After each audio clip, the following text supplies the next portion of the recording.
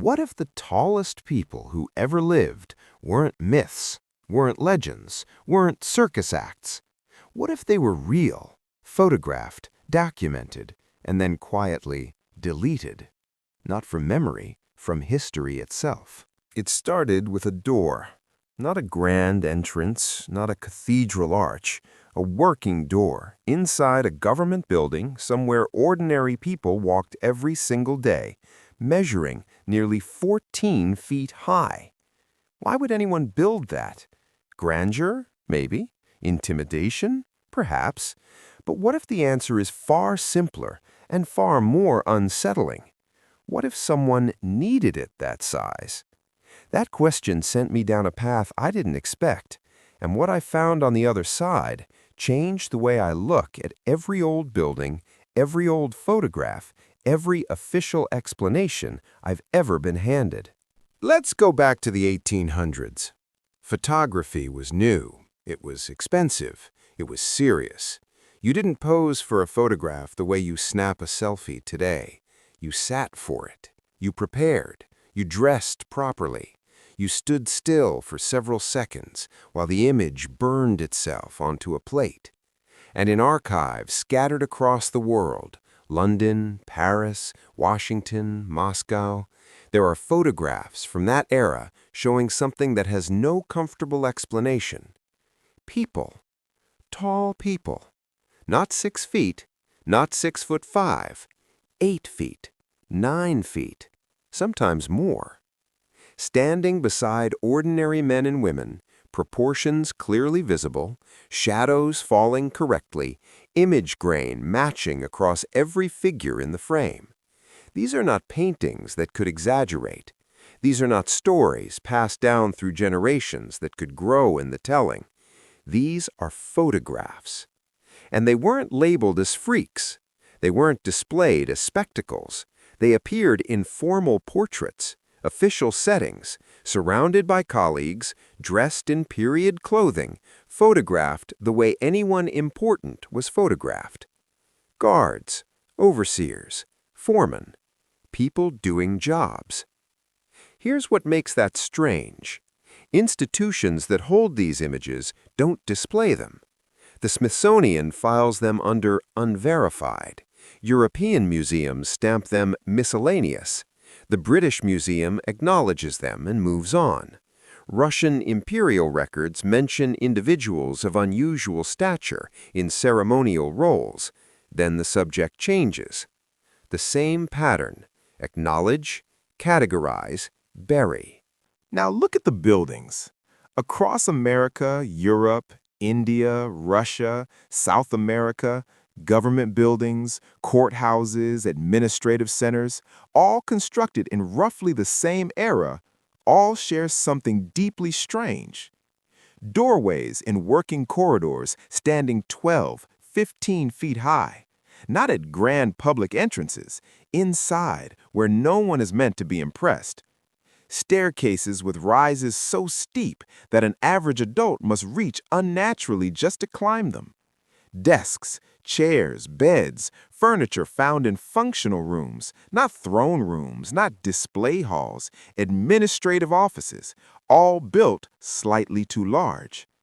Too large for us, but perfectly proportioned for someone 9 feet tall. Dismiss one building, that's architecture. Dismiss a dozen, that's coincidence.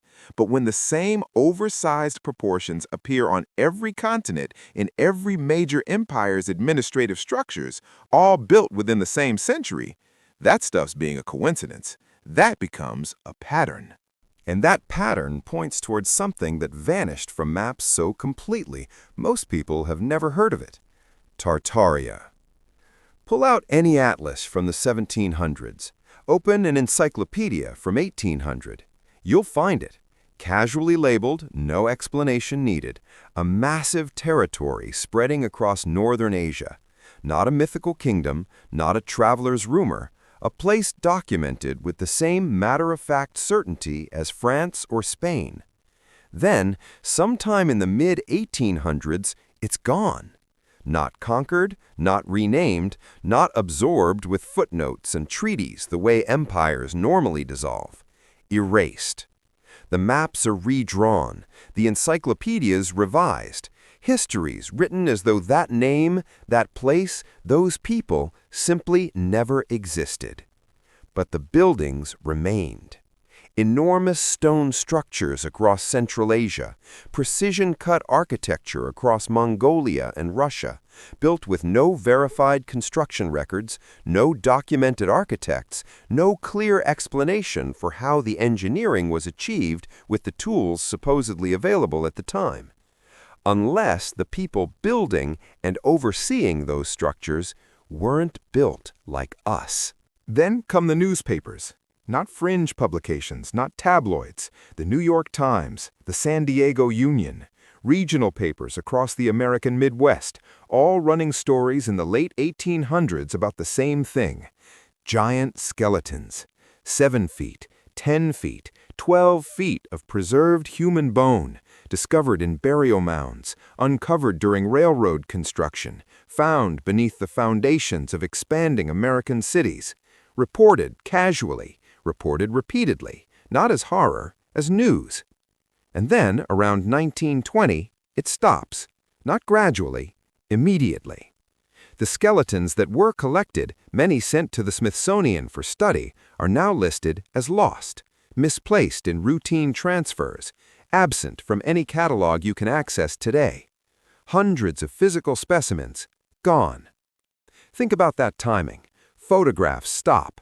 Newspaper reports stop. Tartaria vanishes from maps. Giant skeleton discoveries disappear from the record, all within the same narrow window of history, all replaced with official silence. And then consider the furniture and the tools found in demolitions across Europe and North America. Chairs with seat heights double what any normal person would use. Wrenches 6 feet long with real wear patterns in the grip. Tools engineered for hands that don't belong to any human being walking the earth today. Not displayed, not studied, auctioned off as curiosities, stored in basements, labeled as Victorian eccentricity. The question isn't whether these things exist. They do exist. The question is what we've been trained not to ask about them. I keep coming back to those photographs. Not the architecture, not the bones, the faces.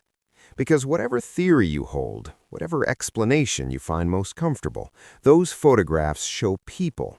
Human beings with expressions and formal clothing, and the kind of quiet dignity that comes from knowing you belong somewhere.